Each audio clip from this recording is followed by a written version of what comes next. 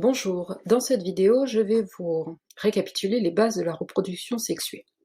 Lors de la reproduction sexuée, il faut une cellule reproductrice mâle, le spermatozoïde, et une cellule reproductrice femelle, l'ovule. Ces deux cellules vont s'unir lors de ce qu'on appelle la fécondation.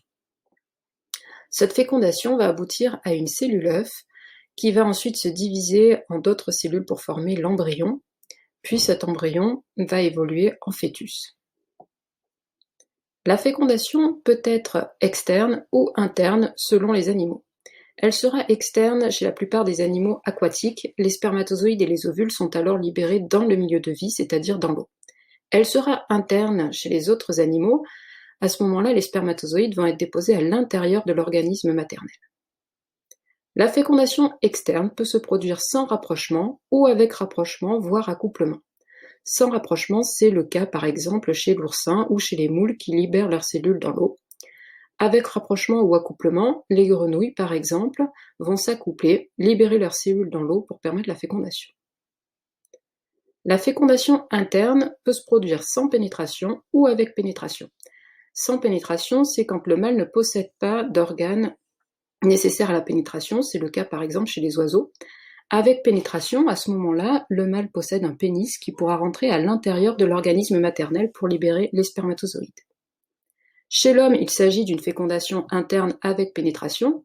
Les spermatozoïdes seront déposés dans le vagin par le pénis et vont rejoindre l'ovule au niveau des trompes de Fallope. C'est au niveau des trompes de Fallope que va se produire la fécondation, former la cellule œuf, qui ensuite va se diriger vers l'utérus. Au niveau de l'utérus va se produire l'implantation, c'est-à-dire que l'embryon va s'implanter dans la muqueuse utérine. On parle de nidation. Cette nidation va provoquer l'arrêt des règles, puisque les règles, c'est l'élimination de la muqueuse utérine. Donc son élimination serait le synonyme de l'élimination de l'embryon. Au cours de la grossesse, l'embryon va être nourri grâce au placenta.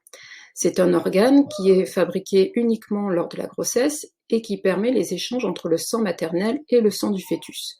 Le fœtus pourra ainsi récupérer le dioxygène et le glucose et libérer les déchets, dioxyde de carbone et déchets azotés. Dans l'organisme maternel, le fœtus grandit dans une poche qui s'appelle l'amnios. Cette poche est remplie d'un liquide, le liquide amniotique.